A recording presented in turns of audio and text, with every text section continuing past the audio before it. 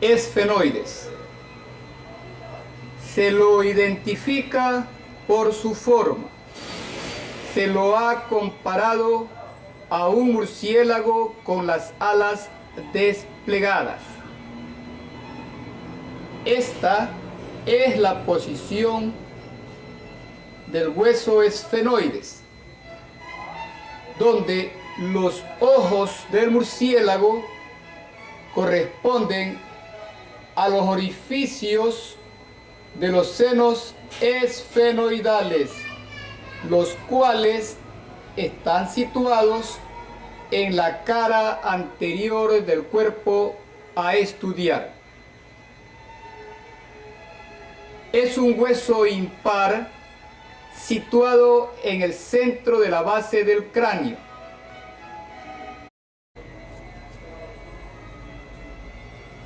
Base del cráneo, visto por su cara endocranial. Para observar al esfenoides en toda su magnitud, formando la base del cráneo y enclavado, como su nombre lo indica, a manera de cuña entre los demás huesos, como son frontal y etmoides por delante, que en su pantalla sería hacia arriba, occipital por detrás, al cual se encuentra unido formando un solo hueso que se llama hueso basilar o esfeno occipital. Hacia los lados están los huesos temporales.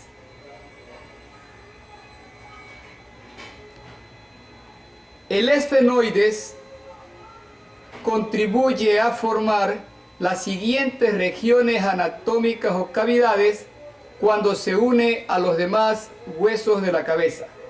Y estas son: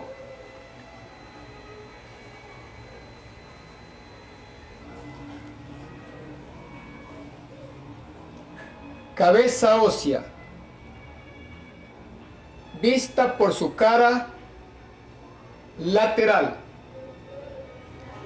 para identificar las siguientes cavidades que el esfenoide contribuye a formar al unirse con los demás huesos del cráneo. Primero, identifiquemos el arco cigomático. Arco cigomático formado por la unión de la apófisis cigomática del hueso temporal con el ángulo posterior del hueso malar. Por encima del arco cigomático tenemos la región temporal. El esfenoides, por su ala mayor, contribuye a formar esta fosa temporal. Por debajo del arco cigomático tenemos la fosa cigomática.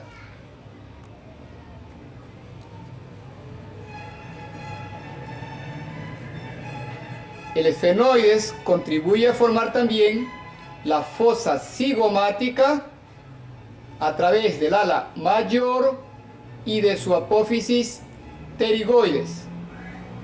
En el fondo de esta gran excavación irregular llamada fosa cigomática, en el fondo observamos otra fosa más pequeña que recibe el nombre de fosa pterigomaxilar, la cual es la que señala el indicador, fosa pterigomaxilar. Como podemos observar, entonces, el esfenoides forma las siguientes regiones lateralmente: fosa temporal, fosa cigomática, fosa pterigomaxilar.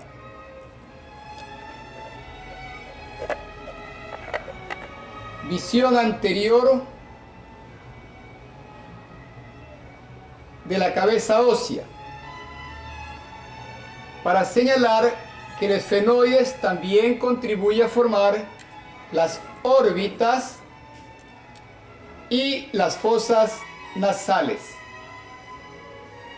Además, como ya dijimos anteriormente, contribuye a formar la base del cráneo.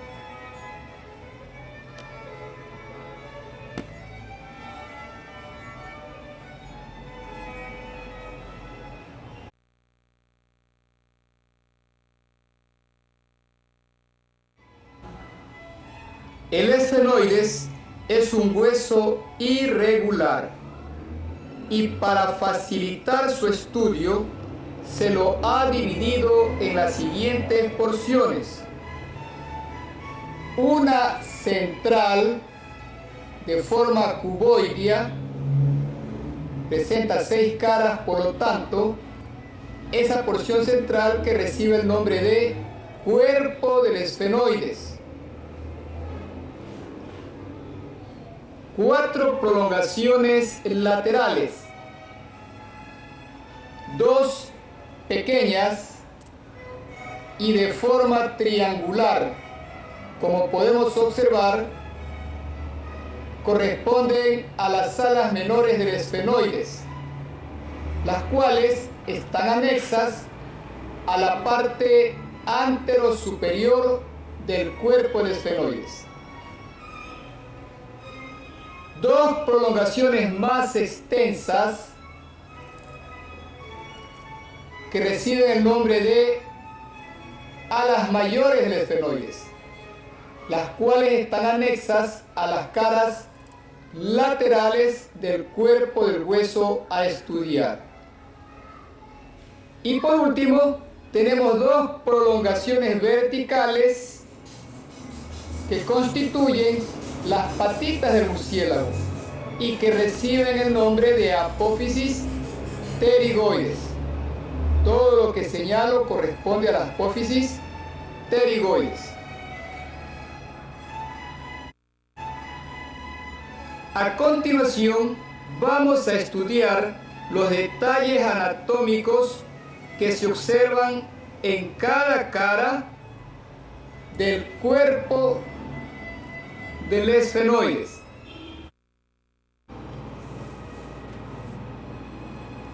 Elementos a identificar en la cara anterior del esfenoides. Cresta anterior que se une, como dijimos, con la lámina perpendicular del etmoides, orificios de los senos esfenoidales, el pico o rostrum, y recordar que esta cara contribuye a formar la bóveda de las fosas nasales. Cara superior del cuerpo del esfenoides.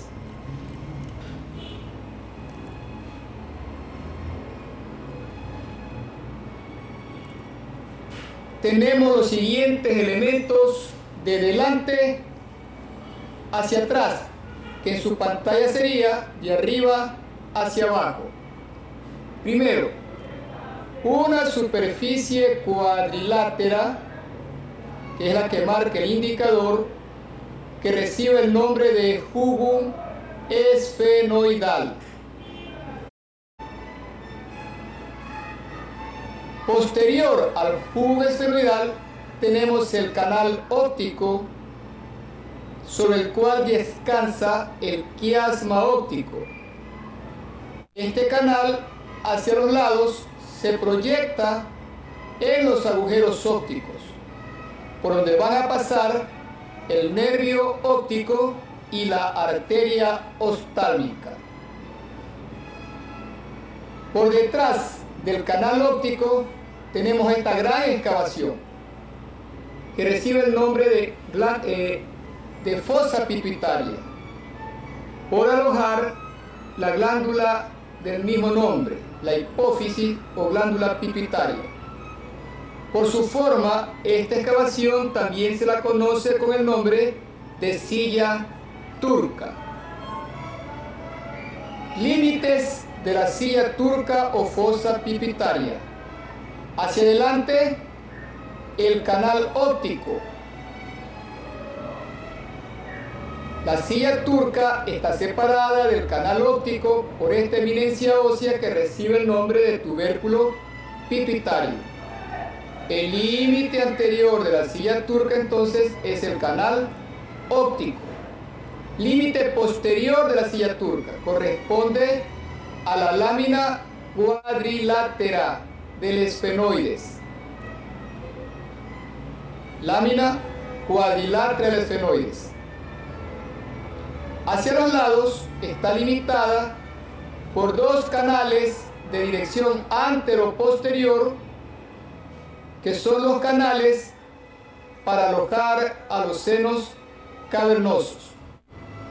Canales, límites angulares de la silla turca.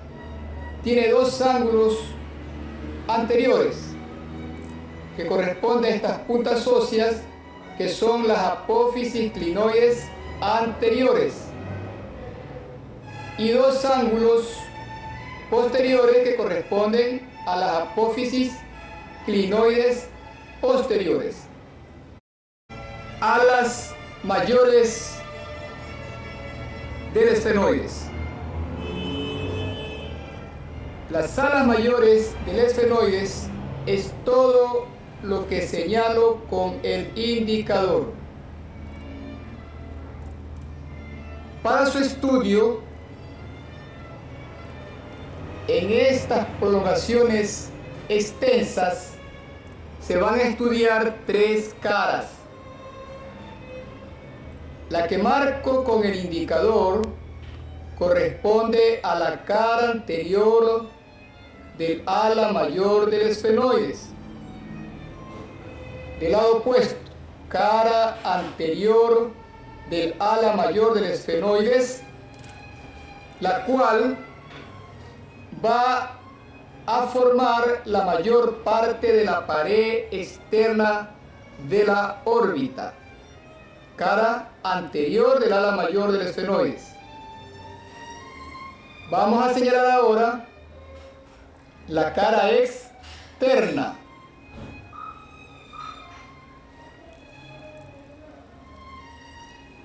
Todo lo que señala el indicador corresponde a la cara externa, la cual, como se puede observar, es convexa de arriba hacia abajo. Esta cara está dividida por esta cresta transversal llamada cresta esfenotemporal. La cresta esfenotemporal va a dividir la cara externa del ala mayor del esfenoide en dos porciones. Una superior, que contribuye a formar la fosa temporal y presta inserción también al músculo del mismo nombre. Otra porción inferior, que es solo lo que marco. Esta porción del ala mayor va a formar la bóveda de la fosa cigomática, cara externa del ala mayor del esfenoides, cresta esfenotemporal. Vamos a señalar ahora la cara posterior o endocranial del ala mayor del hueso mencionado. Cara posterior o endocranial del ala mayor del esfenoides. Bordes. El ala mayor del esfenoides presenta tres bordes. Borde anterior del ala mayor, el cual se va a unir con el hueso malar.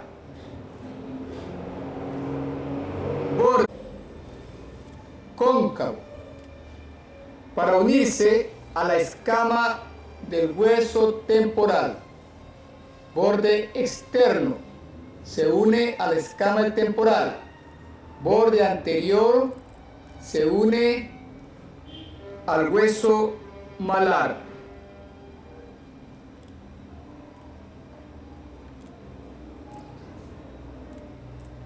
Borde interno, que es todo lo que señala mi indicador. Borde interno. En este borde se estudian una serie de agujeros que de delante hacia atrás son los siguientes. De delante hacia atrás, que su pantalla sería de arriba hacia abajo.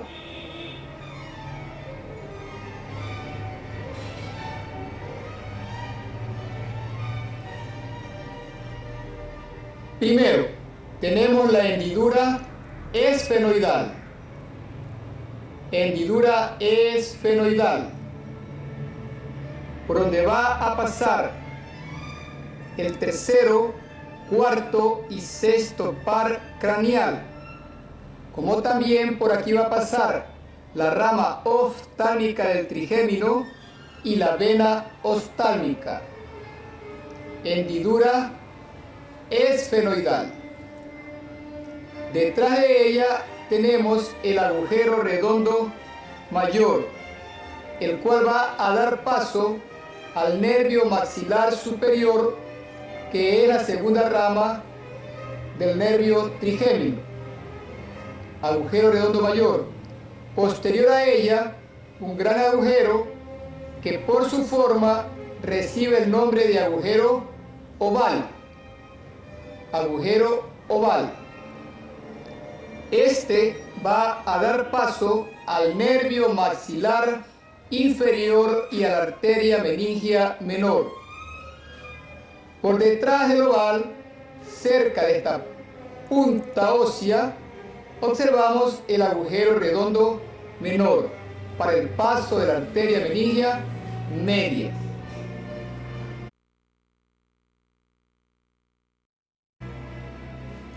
Revisando los principales agujeros que se observan a lo largo del borde interno del ala mayor. De delante a atrás, que en su pantalla sería de arriba hacia abajo. Hendidura esfenoidal. Agujero redondo mayor. Agujero oval. Agujero redondo menor. Es importante señalar que el borde interno se lo estudia en tres porciones. Una porción media que se implanta al cuerpo del esfenoides. Una porción anterior del borde interno que va a constituir el límite inferior de la hendidura esfenoidal. La hendidura esfenoidal entonces tiene como límite hacia arriba cara inferior del ala menor del esfenoides, hacia abajo porción anterior del borde interno del ala mayor del esfenoides. Este mismo borde hacia atrás es libre y articular. Esta porción se va a unir con el borde anterior del peñasco del temporal. Los mismos orificios vistos en el lado opuesto. Hendidura esfenoidal, redondo mayor, agujero oval, redondo menor. Observe además cómo el borde externo y el borde interno convergen hacia atrás para formar este espolón óseo que recibe el nombre de espina angularis o espina del esfenoides. Entonces, la espina del esfenoides se forma por la convergencia hacia atrás de los bordes externo e interno. La espina del esfenoides presta inserción al ligamento esfenomaxilar, al ligamento pterigoespinoso de Sibinini y al músculo del martillo. Dos ligamentos y un músculo del oído se insertan en la espina del esfenoides.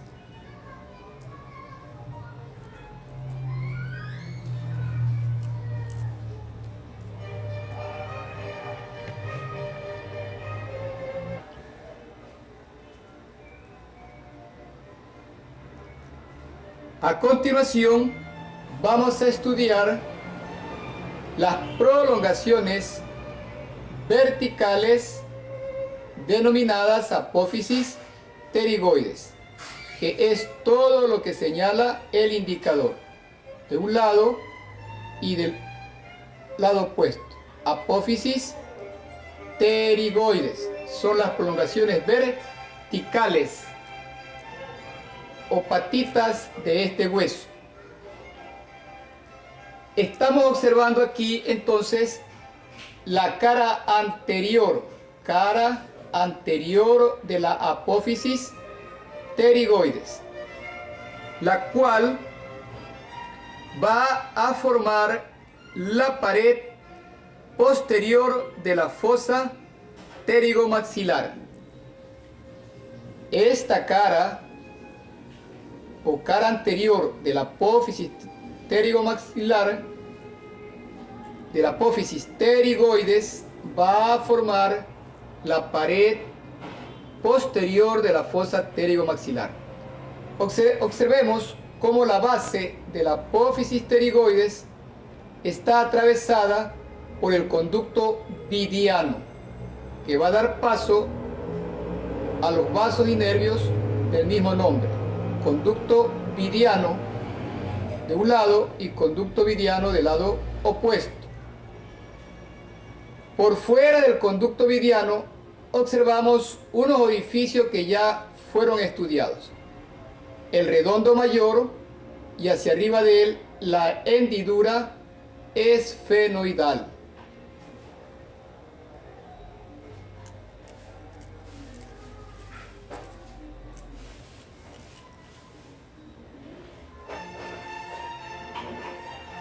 Ahora estamos observando la cara posterior de la apófisis pterigoides. Cara posterior de la apófisis pterigoides.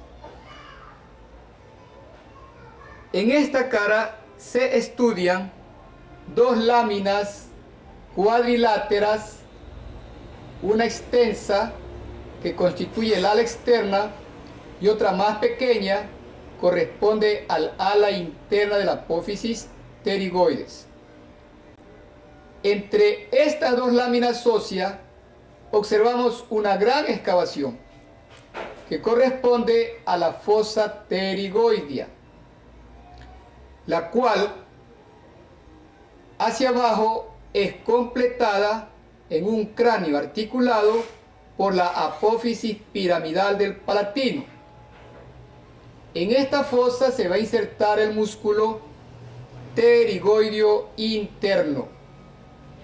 Hacia arriba y hacia adentro de la fosa pterigoidea hay esta pequeña excavación. Recibe el nombre de fosita escafoidea o fosita navicular.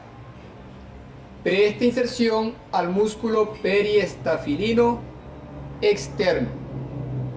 Y por último, vemos que la base de la apófisis pterigoides está atravesada por el conducto vidiano, orificio del conducto vidiano que atraviesa la base de la apófisis pterigoides. Elementos que se estudian entonces en la cara posterior de la apófisis pterigoides: ala externa, ala interna, fosa pterigoides, fosita navicular, orificio posterior del conducto diano. En el lado opuesto, igual, fosa pterigoidea, fosita navicular, orificio del conducto vidiano.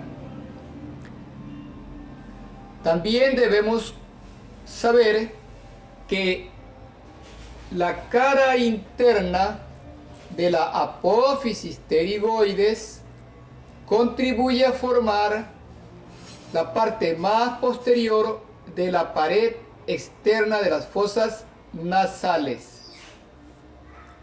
En cambio, la cara externa de la apófisis pterigoides contribuye a formar la pared interna de la fosa cigomática, cara externa de la apófisis pterigoides.